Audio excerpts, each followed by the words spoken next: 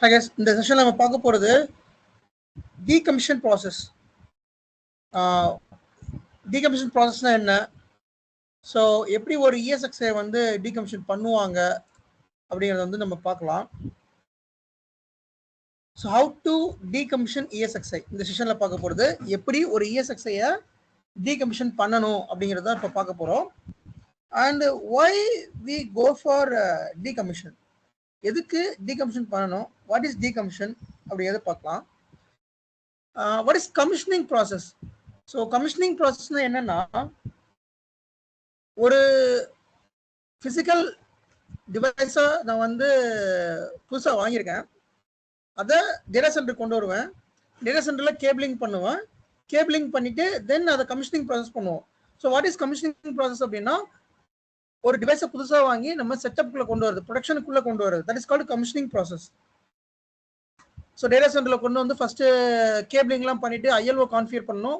ILO configure பண்ணதுக்கு அப்புறமா அந்த டேட்டா சென்டர் அட்மினிஸ்ட்ரேட்டர் நம்ம கிட்ட ஹேண்ட் ஓவர் கொடுத்துருவாரு. நம்ம ரைடு கான்ஃபிகர் பண்ணுவோம், ரைடு கான்ஃபிகர் பண்ணிட்டு அதில் ESXi OS இன்ஸ்டால் பண்ணுவோம், ESXi ஹைப்பர்வைசர் இன்ஸ்டால் பண்ணுவோம். இன்ஸ்டால் பண்ணதுக்கு அப்புறமா நெட்வொர்க் கான்ஃபிகர் பண்ணுவோம்.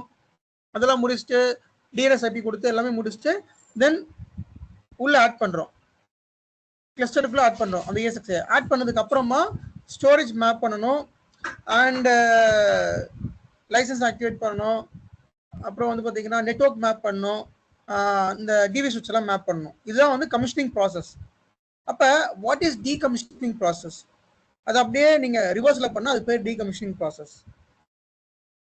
ஒரு செட்டப்பை ஒரு ஒரு ஒரு டிவைஸை நீங்கள் ப்ரொடக்ஷனுக்கு உள்ளே கொண்டு வரதுக்கு பேர் commissioning process.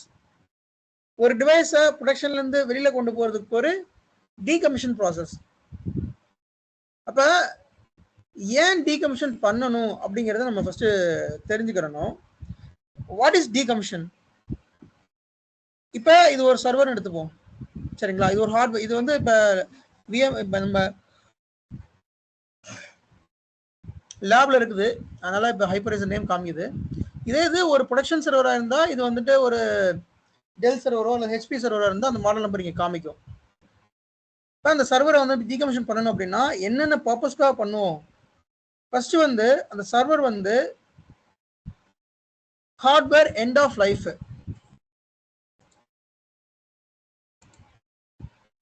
So hardware end of life and hardware end of support. What is end of life, end of சப்போர்ட்னு முதல்ல தெரிஞ்சுக்கோங்க. ஒரு ஹார்ட்வேர் ரிலீஸ் பண்றோம் அப்படின்னா அந்த ஹார்ட்வேர் இத்தனை வருஷம் தான் அது வந்து இருக்கும், இந்த வருஷத்துக்கு அப்புறம் we will not support, which means நாங்க அந்த ஹார்ட்வேருக்கு எந்த ஒரு செக்யூரிட்டி இது எந்த ஒரு ஃபிம்மர் வந்து அப்டேட் பண்ண மாட்டோம், எந்த ஒரு டிரைவர்ஸும் அப்டேட் தர மாட்டோம் அப்படிங்கிறது அப்படின்னு சொல்றதுக்கு பேர் end of support. End of life அப்படிங்கிறது அந்த ஹார்ட்வேர் முடிஞ்சு அவ்வளவுதான், நீங்க அந்த ஹார்ட்வேர் யூஸே பண்ண முடியாது, அதுக்கு எந்த ஒரு சப்போர்ட் எதுவுமே கிடையாது, வாரண்டி கிடையாது, எதுவுமே கிடையாது. That is called end of life. இப்போ உதாரணத்துக்கு ஒன் ஆஃப் த சர்வர் நான் எடுத்துக்கிறேன், சிஸ்கோ B200 M3 எடுத்துக்கிறேன். M3 M4 M5 3 இருக்குது. இதுல M3 சர்வர் பாத்தீங்கன்னா எண்ட் ஆஃப் லைஃப் முடிஞ்சிருச்சு. அது இது வந்து ஒரு சிஸ்கோ UCS பிளேட் சர்வர். இது இந்த சர்வரோட எண்ட் ஆஃப் லைஃப் எப்பன்னு பார்ப்போம்.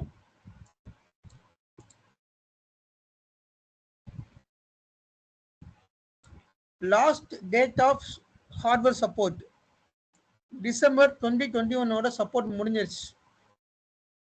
எண்ட் ஆஃப் சேல் 2016 சேல் முடிஞ்சிச்சு, அதுக்கு அடுத்து சேல் பண்றதே கிடையாது. எண்ட் ஆஃப் சர்வீஸ் கான்ட்ராக்ட் 2021 முடிஞ்சிருச்சு.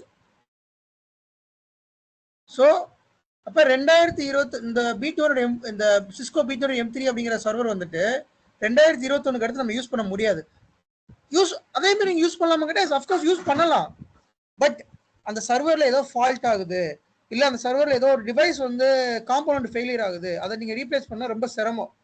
ஏன்னா சர்வர் எண்ட் ஆஃப் லைஃப் ஆகிறப்ப அதோட பார்ட்ஸ் எண்ட் ஆஃப் லைஃப் ஆயிரும், அதை ரீப்ளேஸ் பண்றது சிரமம் ஆயிரும். அது இல்லாம அந்த சர்வருக்கு அப்கமிங்கா வரக்கூடிய OS சப்போர்ட் பண்ணாது. உதாரணத்துக்கு நீங்க சிஸ்கோ B200 M3 எடுத்துக்கோங்க, நான் ESXi compatibility list போறேன்.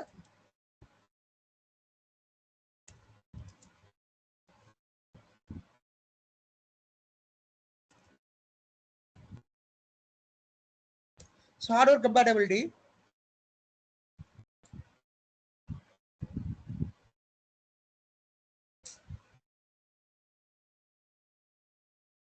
ESXi hardware compatibility.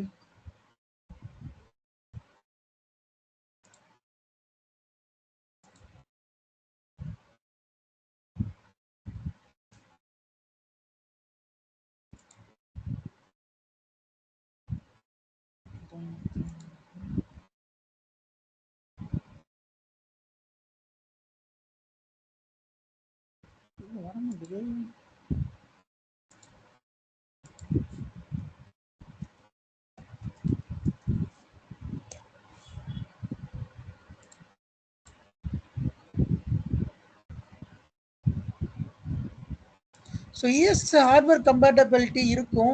முத ஈஸியா இருந்துச்சு, இப்ப ரொம்ப டஃப் பண்ணிட்டான். சைட் மாத்திட்டான் போல தெரியுது. சைட்டே மாத்திட்டான், பிராட்காம் சைட்டை மாத்திட்டான். முன்னாடி வந்து வெண்டார் நேம் எல்லாம் போட்டா வருங்க, கம்பேட்டிபிலிட்டி கார்டு ஈஸியா இருந்தது, பாருங்க ரொம்ப டிஃபிகல்ட் ஆகி விட்டான். கம்ப்யூட்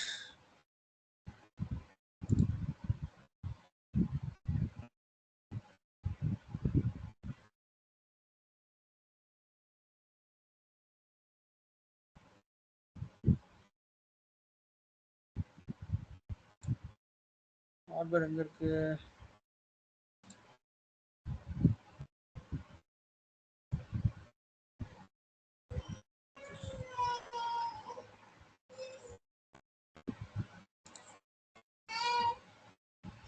சிஸ்கோ நான் கொடுத்துருக்கிறேன். 7.0 செலக்ட் பண்றேன். View results. No data found. Super.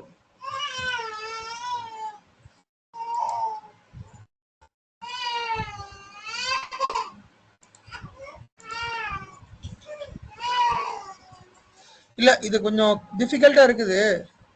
நான் ஹார்ட்வேர் கம்பேட்டபிலிட்டி பார்த்து சொல்றேன். ஏன்னா சைட்டை மாத்திட்டான், ரொம்ப கஷ்டம், டிஃபிகல்ட்டா இருக்குது. முதல்ல வந்து ரொம்ப ஈஸியா இருக்கும் ஹார்ட்வேர் கம்பேட்டபிலிட்டி செக் பண்றது. ESXiல ரொம்ப டிஃபிகல்ட்டா இருக்கு. Fine, okay, let's coming to the session. So நீங்க ஹார்ட்வேர் கம்பேட்டபிலிட்டி செக் பண்ணீங்கன்னா அந்த Cisco B200 M3 பிளேடுக்கு the blade only support ESXi 6.7. சிஸ்கோலயே வந்து பிளேடு M3, M4, M5 இருக்குது. M4 வந்து பாத்தீங்கன்னா 7.0 வரைக்கும் தான் சப்போர்ட் பண்ணும். M5 வந்து பாத்தீங்கன்னா 8.0 சப்போர்ட் பண்ணும். அப்ப ஒரு ஹார்ட்வேர் வந்து அவுடேட்டட் ஆயிடுச்சுன்னா அப்கமிங் வர்ற லேட்டஸ்ட் OS சப்போர்ட் பண்ணாது. அப்ப அந்த கேசஸ்ல வந்து we will go for decommission. ஒன்று. செகண்ட், ரொம்ப லெகசி ஹார்ட்வேரா இருக்கும். லெகசி ஹார்ட்வேர்னா ஏதாவது ஒரு அப்ளிகேஷன் சப்போர்ட் தான் அந்த ஹார்ட்வேர் வச்சிருப்பாங்க. பழைய விண்டோஸ் சர்வர்லாம் பார்த்தீங்கன்னா 2012 ரன் ஆகிட்டு இருக்கும், 2008 ரன் ஆகிட்டு இருக்கும். ஸோ அந்த மாதிரி ஹார்ட்வேர்லாம் பழைய ஹார்ட்வேர்ல தான் சப்போர்ட் பண்ணும். அப்போ அதெல்லாமே வந்து அவுடேட்டட், ரொம்ப அவுடேட்டட். அப்போ அதெல்லாமே டீகமிஷன் பண்ணுவாங்க. அந்த அப்ளிகேஷன் சப்போர்ட் முடிஞ்சதுக்கு அப்புறமா டீகமிஷன் வந்து பண்ணுவாங்க. அப்புறம் வாரண்டி முடிஞ்சிச்சு அப்படின்னா அதை பழைய ஹார்ட்வேர்லாம் வாரண்டி முடிச்சு டீகமிஷன் பண்ணுவாங்க. ஸோ இந்த மாதிரி கேசஸ்லாம் நம்ம வந்து டீகமிஷனுக்கு வந்து போவோம். ஒரு ESXi டீகமிஷன்ல என்ன ப்ராசஸ் அப்படிங்கிறத வந்து நம்ம பார்க்கலாம். இப்போ ESXi வந்து நமக்கு இங்க இருக்குது, லைக் ப்ரொடக்ஷன்ல இருக்குது. இப்போ இந்த ESXi நம்ம டீகமிஷன் பண்ணணும் அப்படின்னா ஃபர்ஸ்ட் இந்த ESXiயோட அலர்ட்ஸ் வந்து டிசேபிள் பண்ணணும். நீங்க இதை பண்றதுக்கு முன்னாடி ஃபர்ஸ்ட் CR ரைஸ் பண்ணணும், சேஞ்ச் ரைஸ் பண்ணணும். ஓகேங்களா? ஃபர்ஸ்ட் நீங்க வந்து சேஞ்ச் ரைஸ் பண்ணணும்.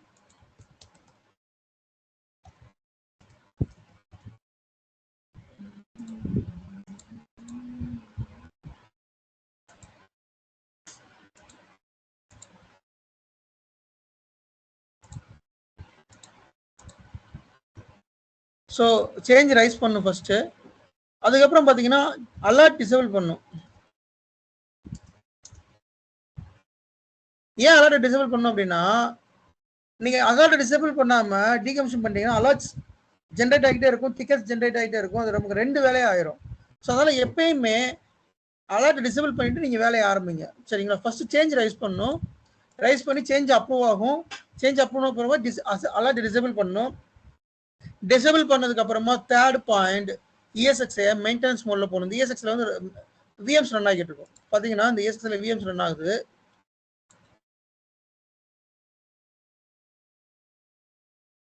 அப்ப நம்ம டைரக்டா இதை வந்து ப்ரொடக்ஷன்ல இருந்து எடுத்தோம் அப்படின்னா அந்த விஎம்ஸ்ல இம்பாக்ட் ஆகும். அப்ப whenever we go for decommission, நீங்க ஃபர்ஸ்ட் இதை ரைட் கிளிக் பண்ணி மெயின்டெனன்ஸ் மோட் போடணும். மெயின்டெனன்ஸ் மோட் போட்டு அதுல இருக்கிற விஎம்ஸ் எல்லாமே மைக்ரேட் ஆச்சான்னு செக் பண்ணிக்கணும். ஓகே, மெயின்டெனன்ஸ் மோட் ரூல்ஸ்னா ஒன்றும் இஷ்யூ கிடையாது. இதுல விஎம்ஸ் கண்டிப்பா ரன் ஆகாது, எம்டியா தான் இருக்கும்.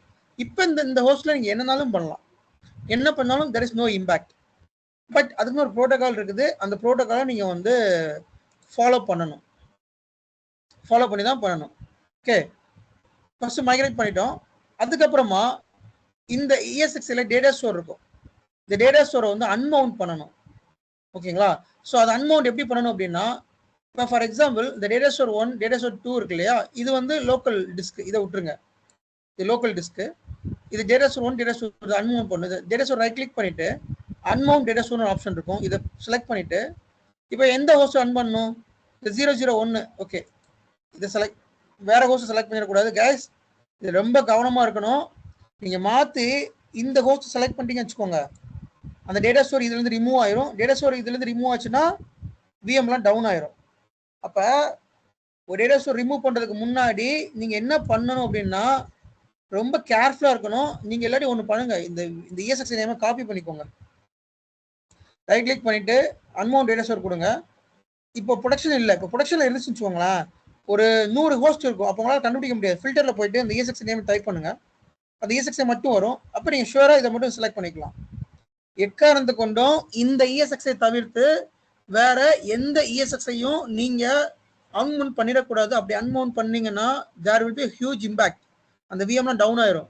அதனால அன்மவுண்ட் பண்றதுக்கு முன்னாடி ரொம்ப கவனமா இருக்கணும். சரியா? இது அன்மவுண்ட் கொடுத்துட்டு ஓகே அப்படின்னு கொடுத்துட்டீங்கன்னா இந்த ESXiல இருந்து இந்த பர்டிகுலர் டேட்டா ஸ்டோர் வந்து அன்மவுண்ட் ஆயிரும். இதுல எத்தனை டேட்டா ஸ்டோர் இருக்கோ அது எல்லாமே அன்மவுண்ட் பண்ணிருங்க. கரெக்டா அதை அன்மவுண்ட் பண்ணிருங்க. பண்ணதுக்கு அப்புறமா ஸ்டோரேஜ் டீமுக்கு ஒரு மெயில் போடுங்க, ஹாய் டீம், அந்த மாதிரி வி ஹேவ் நீங்க அன்மவுண்ட் பண்றதுக்கு முன்னாடி இந்த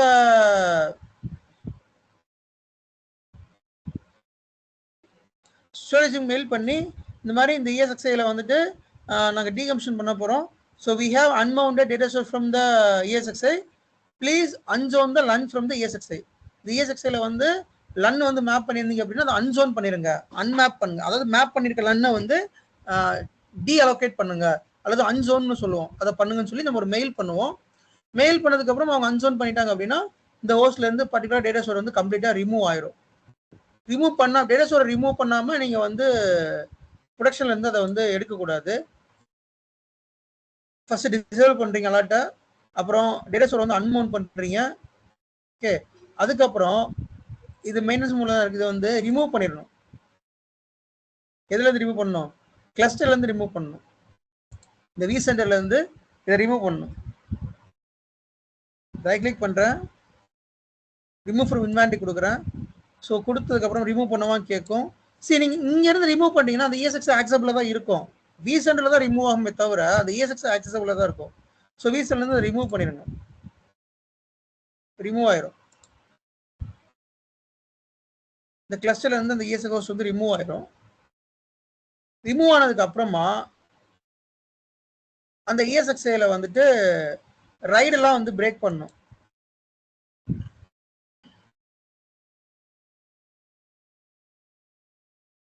ரைடை வந்து பிரேக் பண்ணும். ஸோ நம்ம வந்து எப்பவுமே ரைடை வந்து கான்ஃபிகர் பண்ணிப்போம் இல்லையா, பயாஸ்லயோ அல்லது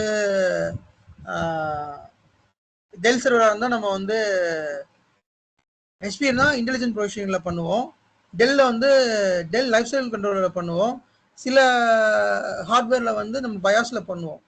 ஸோ பயாஸ்ல லாகின் பண்ணுங்க, லாகின் பண்ணி ரைடை வந்து டெலிட் ரைடுன்னு ஒரு ஆப்ஷன் இருக்கும். ஓகேங்களா? ரைடை வந்து டெலிட் பண்ணணும். இந்த ரைடை டெலிட் பண்ணீங்கன்னா OS ஆட்டோமேட்டிக்காக டெலிட் ஆயிடும். பட் பிஃபோர் கன்ஃபார்ம் அதை பண்றதுக்கு முன்னாடி நீங்க தெளிவா பார்த்து பண்ணுங்க. கொஞ்சம் ரைடை டெலிட் பண்ணீங்கன்னா அதுல இருக்கிற OS எல்லாமே ஃபார்மேட் ஆயிரும், அதுல இருக்கிற டிஸ்க் எல்லாமே ஃபார்மேட் ஆயிரும். ஓகே, ரைடை டெலிட் பண்ணியாச்சு. தென் அதுக்கு அடுத்து DNS என்ட்ரி டெலிட் பண்ணணும். எங்க டிஎன்எஸ் என்ட்ரி டெலீட் பண்ணோம் அப்படின்னா நம்மளோட சர்வர் இருக்கு இல்லையா, நம்ம சர்வர் மேனேஜர் போங்க, சர்வர் மேனேஜர்ல விண்டோஸ் சர்வர்ல போங்க, டிஎன்எஸ் சர்வர்ல போங்க, அதில் டிஎன்எஸ் இருக்கும். அதில் போயிட்டு forward lookup zone reverse lookup zone இருக்கு இல்லையா, அந்த ஃபார்வர்ட் லுக்கப் ஜோன்ல போயிட்டு அந்த பர்டிகுலர் சர்வர் இருக்கு இதாக இருக்கு இல்லையா, ESX001 ப்ராட், அதான் இப்போ நம்ம ரிமூவ் பண்ணோம். 192.168.2.22 இதுதான் இப்போ நம்ம ரிமூவ் பண்றோம். ரைட் கிளிக் பண்ணி டெலீட் பண்ணிருங்க. டிஎன்எஸ் என்ட்ரியில் டெலீட் பண்ணிருங்க. ஏன் டிஎன்எஸ் என்ட்ரியில் டெலீட் பண்ணணும் அப்படின்னா நாளைக்கே ஒரு ஃபியூச்சர்ல இந்த ஐபி வேற எதுக்காக யூஸ் பண்ணிக்கலாம். அப்படி யூஸ் பண்றப்ப ஆல்ரெடி இந்த ஐபி இங்க இருந்துச்சு அப்படின்னா அப்போ இஷ்யூ ஆகும். அதனால டிஎன்எஸ் என்ட்ரியில் கண்டிப்பாக டெலீட் பண்ணணும். சரிங்களா?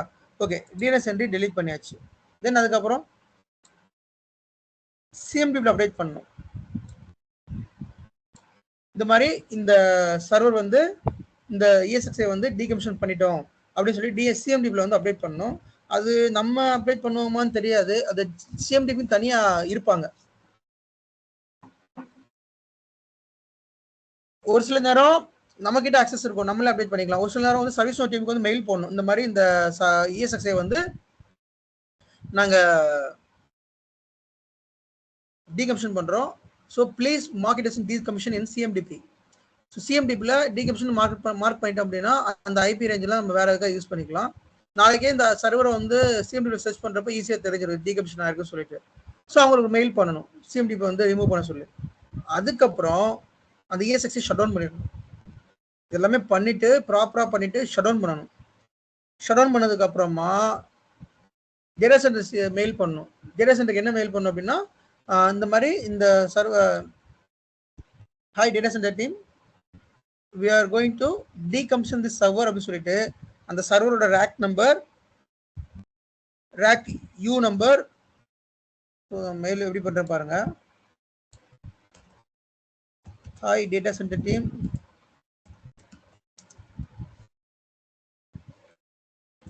please we are decommission the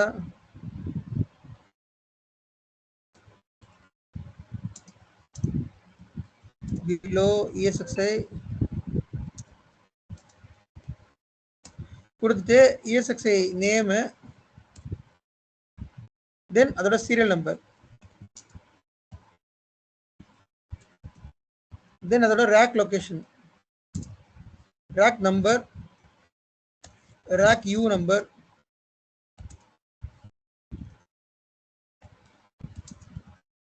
rack U number கொடுத்துட்டு இப்போ ரேக் நம்பர் வந்து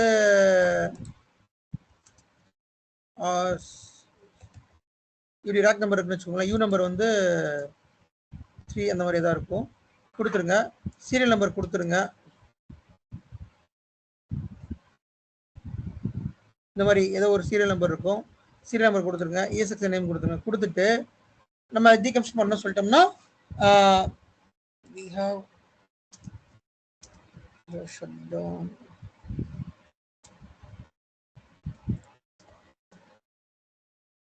Shut down the host. Please remove the hardware from rack and please remove the hardware from rack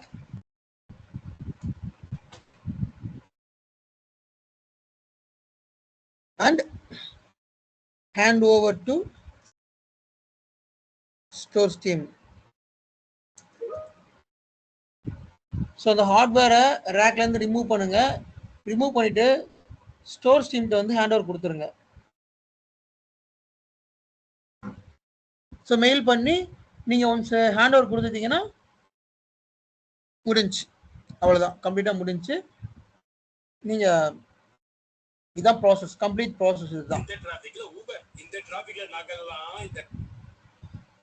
புரிஞ்சுதா? Again I'm explaining. ஒரு சர்வரை வந்து ஒரு ESXi டீகமிஷன் பண்றோம் அப்படின்னா சேஞ்ச் ரைஸ் பண்ணணும், மெயில் சென்ட் பண்ணணும், அப்புறம் வந்து அலர்ட்டை டிசேபிள் பண்ணணும். அலர்ட்டை டிசேபிள் பண்ணிட்டு தென் VM மைக்ரேட் பண்ணுங்க. மைக்ரேட் பண்ணி அந்த ESXi வந்து மெயின்டெனன்ஸ் மோட் போடுங்க. மெயின்டெனன்ஸ் மோட் போட்டதுக்கு அப்புறமா டேட்டா ஸ்டோர் அன்மவுண்ட் பண்ணுங்க. டேட்டா ஸ்டோர் அன்மவுண்ட் பண்ணிட்டு தென் ஸ்டோரேஜ் டீமுக்கு ஒரு மெயில் பண்ணுங்க, இந்த மாதிரி டீசோன் பண்ண சொல்லி மெயில் பண்ணுங்க. அதுக்கப்புறம் அந்த ESXஐ vCenter இருந்து ரிமூவ் பண்ணணும். vCenter ரிமூவ் பண்ணிட்டு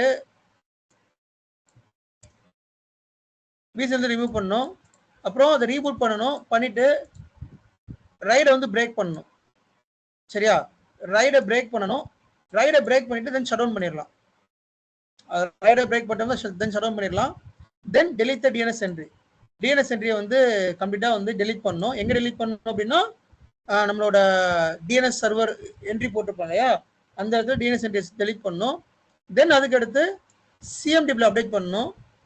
சிஎம்டிபியில் வந்து நீங்கள் சர்வீஸ் நோ டீமுக்கு வந்து மெயில் பண்ணணும். இந்த மாதிரி இந்த சர்வர் வந்து நம்ம டீகம் பண்ண போகிறோம் அப்படின்னு சொல்லி சர்வீஸ் நோ மெயில் பண்ணணும். மெயில் பண்ணி சிஎம்டிபி அப்டேட் பண்ணணும். இன்வென்ட்ரியில் நீங்கள் அப்டேட் பண்ணணும். பண்ணதுக்கப்புறமா அதுக்கடுத்து டேட்டா ஸ்டோர் டீமுக்கு மெயில் பண்ணி ஸோ அவங்களுக்கு மெயில் பண்ணி இந்த மெயில் எங்கே காணும் இதாக இருக்கு இல்லையா. ஸோ டேட்டா ஸ்டோர் டீமுக்கு மெயில் பண்ணணும். மெயில் பண்ணி அந்த சர்வர் டீடைல்ஸ் எல்லாம் கொடுத்து அந்த கேபிள்ஸ் எல்லாம் ரிமூவ் பண்ண சொல்லிட்டு தென் அந்த ஸ்டோர்ஸ் டீம்கிட்ட ஒப்படைக்க சொல்லிடணும். ஒன்ஸ் அவங்க ஸ்டோர்ஸில் வந்து கொடுத்துட்டாங்க அப்படின்னா அந்த சர்வரை வந்து என்ன பண்ணுவாங்கன்னா ஸ்ப்ரெட்டிங் பண்ணிடுவாங்க. பெரிய பெரிய டேட்டா சென்டர் இருந்தால் ஸ்ப்ரெட்டிங் பண்ணுவாங்க. ரொம்ப சின்ன கம்பெனியாக இருந்தால் அந்த சர்வர் வந்து செகண்ட்ஸில் விற்றுருவாங்க. பட் மோஸ்ட்லி வந்து ஸ்ப்ரெட்டிங் தான் பண்ணுவாங்க. மொத்த சர்வருமே ஸ்ப்ரெட்டிங் பண்ணி எங்கள் டேட்டா சென்டர்லாம் பார்த்தீங்கன்னா கொஞ்சம் பெரிய என்டர்பிரைஸ் டேட்டா சென்டர். நாங்களே என்ன பண்ணுவோம் அப்படின்னா மொத்த சர்வருமே ஸ்ப்ரெட்டிங் பண்ணிடுவோம். பொதுவாக வந்து ஹார்ட் டிஸ்கை மட்டும் தான் ஸ்ப்ரெட்டிங் பண்ணுவோம். ஸ்ப்ரெட்டிங் அப்படின்னா அதை மிஷினில் போட்டு க்ரஷ் பண்ணுறது.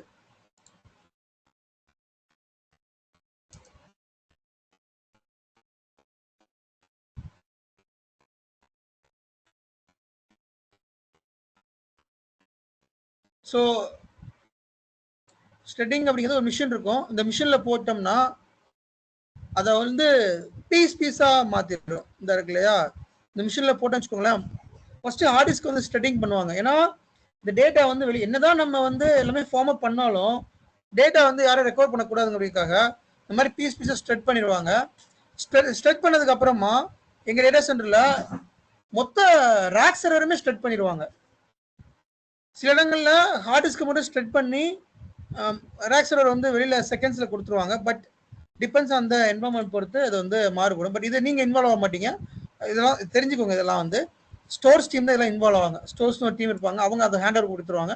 அவங்க தான் மேக்ஸிமம் பண்ணுவாங்க. இது எல்லாமே பண்ணுவாங்க. ஓகே,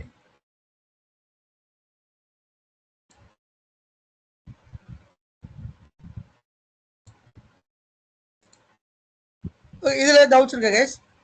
சர்வர் டீகமிஷன் பண்றது ஏதாவது டவுட்ஸ் இருக்கா ப்ரோ? அதுல சிஎம்டிபின்னு சொன்னீங்கல்ல, அது என்னது சொல்ல? ஆமா, நான் சிஎம்டிபி வந்து உங்களுக்கு நான் காமிக்கிறேன். சிஎம்டிபினா என்னன்னு சொல்லி நான் உங்களுக்கு காமிக்கிறேன். அப்போ உங்களுக்கு அண்டர்ஸ்டாண்டிங் வரும். சிஎம்டிபினா என்ன? ஒரு டேட்டாபேஸுங்க. சிஎம்டிபி வந்து கான்ஃபிகரேஷன் கான்ஃபிகரேஷன் மேனேஜ்மெண்ட் டேட்டாபேஸ். அதுல உங்களோட மொத்த டிவைஸோட இன்வென்டரி இருக்கும். ஒரு சுவிட்சை பத்தி நீங்க தெரிஞ்சுக்கணும். அந்த சுவிட்ச் வந்து எந்த லொகேஷன்ல இருக்குது, சுவிட்சோட ஐபி அட்ரஸ் என்ன, சுவிட்ச் என்ன மாடல், என்ன மேக், அதோட சீரியல் நம்பர் என்ன, அது எந்த ரேக்ல இருக்கு அப்படின்னு தெரிஞ்சுக்கணும்னா நீங்க வந்து அந்த சுவிட்சோட ஐபி அட்ரஸ் நீங்க சிஎம்டிபில கொடுத்தீங்க அப்படின்னா சுவிட்சோட சீரியல் நம்பர் நீங்க கொடுத்தீங்க அப்படின்னா உங்களை அது டீடைல்ஸ் தரும். அதே மாதிரி ஒரு ESXயோட ஐபி அட்ரஸோ அல்லது ESXயோட நேமோ வந்து நீங்க அந்த சிஎம்டிபில கொடுக்குறப்ப ஜஸ்ட் என்ட்ரி பண்றப்ப உங்களுக்கு அந்த ESXயோட ஃபுல் ஹிஸ்டரி வந்துடும். அந்த ESXயோட நேம் என்ன, அந்த ESX என்ன டொமைன்ல இருக்குது, அதோட ஐபி அட்ரஸ் என்ன, அது எந்த ரேக்ல இருக்குது, எந்த டேட்டா சென்டர்ல இருக்குது, அதோட ஓனர் யாரு, வேற என்ன, அதோட சீரியல் நம்பர் என்ன, அதோட வாரண்டி என்ன, அது என்ன மேக், என்ன மாடல் அப்படிங்கிற அந்த அந்த மொத்த ஹார்ட்வேர் ஹிஸ்டரியுமே இந்த சிஎம்டிபில வந்துடும். பொதுவாக நம்ம சிஎம்டிபில எதுனாலுமே டவுட்னா பார்ப்போம். அப்போ இந்த சிஎம்டிபில டீகமிஷன் மார்க் பண்ணணும் அந்த சர்வரை. அது வந்து சர்வீஸ் டீம் வந்து மார்க் பண்ணுவாங்க. ஏன் அப்படின்னா நாளைக்கே இந்த சர்வருக்கு ஒரு அலர்ட் வருதோ இல்லை ஏதோ ஒரு டவுட்னால இந்த சர்வர் அந்த ESX நேமை வந்து சிஎம்டிபில போடுறப்ப நமக்கு டீகமிஷன் தெரிஞ்சிச்சுன்னா ஓகே இது டீகமிஷன் ஆயிடுச்சு அப்படின்னு சொல்லி நமக்கு தெரிஞ்சுக்கிறோம். அதெல்லாம் அது மஸ்ட். இது வந்து ப்ரோட்டோகால், இது கண்டிப்பாக ஃபாலோ பண்ணணும்.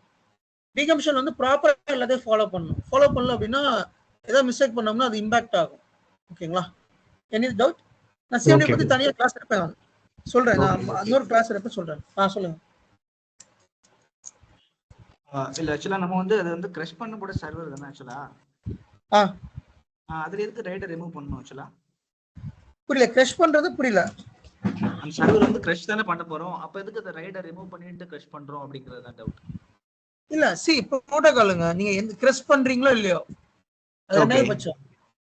புரோட்டோகால் படி நீங்க சர்வரை பக்காவா வந்து ஃபார்மட் பண்ணி தான் கொடுக்கணும். ரைடெல்லாம் பிரேக் பண்ணணும். ரைடை பிரேக் பண்ணா தான் அது ஃபார்மட் ஆகும். இது இந்த ஆட்டிடியூட் தான் இருக்கக்கூடாது.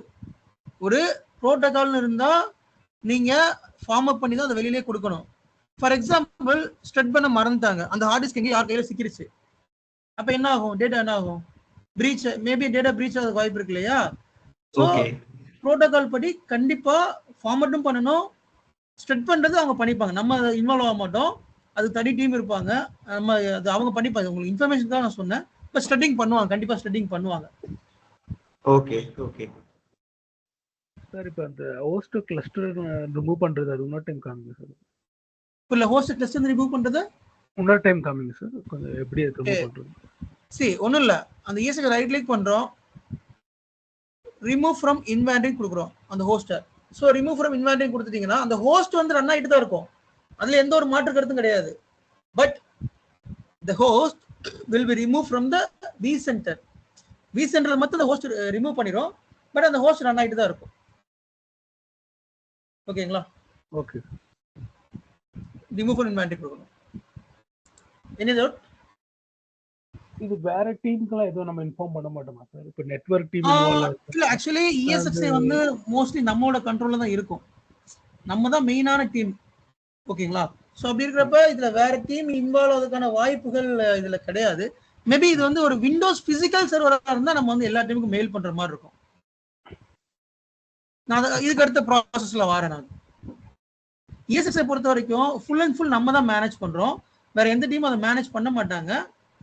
அதனால நம்ம டீமுக்கு ஒரு மெயில் பண்ணிப்போம், மெயில் பண்ணுவோம். அது நம்ம டீம் மட்டும் லூப்ல வச்சிருப்போம். மேபி நம்ம டீம் இருக்கும், ஸ்டோரேஜ் டீம் இருக்கும், மேனேஜ்மெண்ட் டீம் இருக்கும்.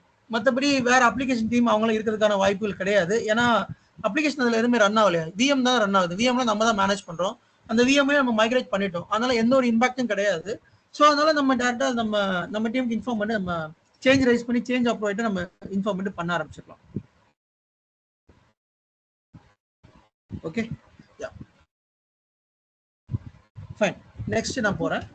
vCentralல இருந்து அந்த AXS ரிமூவ் பண்றேன்னு சொல்றீங்கல்ல, அப்ப பின்னாடி ரன் ஆகும்னா எங்க ரன் ஆகும் அந்த ESX? அதான் சொல்றேன், ESX ரன் ஆகிட்டு தான் இருக்கும். சி ப்ராசஸ் படி vCentral இருந்து ரிமூவ் பண்றோம், சரிங்களா?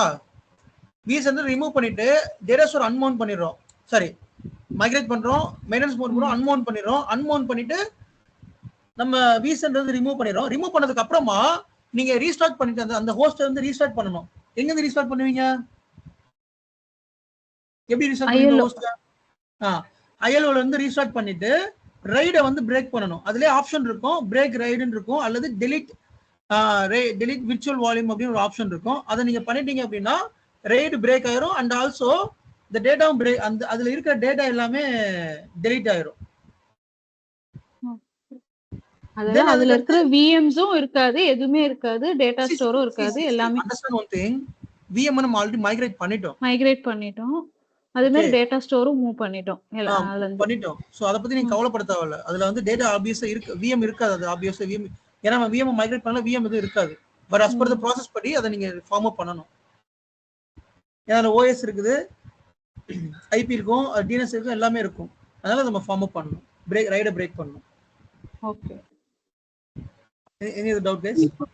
அதே மாதிரி ரைடு பிரேக் வந்து பயாஸ்ல போய் தான் பண்ணணுமா? ILO கான்ஃபிகர் பண்ணும்போது மட்டும் இல்ல, அதுதான் டிபெண்ட்ஸ் ஆன் தி ஹார்ட்வேரை பொறுத்துங்க. நான் சொல்லிருக்கேன் இல்லையா, இப்ப டெல்லா இருந்தா நீங்க லைஃப் சைக்கிள் கண்ட்ரோலர்ல போய் அதை பயாஸ் பிரேக் பண்ணிக்கலாம். இதே வந்து HPயா இருந்துச்சுன்னா இன்டெலிஜென்ட் பொசிஷன்ல போய் நீங்க பண்ணிக்கலாம். சம் ஹார்ட்வேர்லாம் வந்து பயாஸ் மூலமா ரைடு கான்ஃபிகர் பண்ணுவோம். நான் சொன்னேன் இல்லையா, அந்த ஹார்ட்வேர்ல நீங்க பயாஸ்ல போய் பண்ற மாதிரி இருக்கும். பண்ணி பார்த்துருக்கேன் சில இதுல, நான் பயாஸ்ல. Okay G, okay. அதான் வெண்டார பொறுத்து பயாஸ்ல பண்ணிக்கலாம், இதுலயும் பண்ணிக்கலாம். Okay okay. ஏன்னா நான் ஹெச்பி இதில் வந்து ஐஎல் ஐடி ரேக்ல தான் பண்ணி பார்த்தேன். அதுக்காக தான் கேட்டேன். பிரேக் பண்ணும்போது பயாஸ் போகணும்னு கேட்டேன். இல்ல தேவை இருக்காது. நம்ம சில ஹார்ட்வேர் வந்து பயாஸ்ல கான்ஃபிகர் பண்ணுவோம்ல ரைடு, அந்த ஹார்ட்வேர் வந்து ரைடு இப்போ நாங்க வந்து சூப்பர் மைக்ரோன்னு ஒரு சர்வர் யூஸ் பண்றோம். அது எல்லாமே பயாஸ்ல ரைடு கான்ஃபிகர் பண்றோம். அப்ப ரைடை டெலீட் பண்ணா பயாஸ் போய் தான் டெலீட் பண்ணுவோம். ஓகே ஓகே ஓகே ஜி, புரியுது. Okay, any other doubt, please? Fine, let's move to another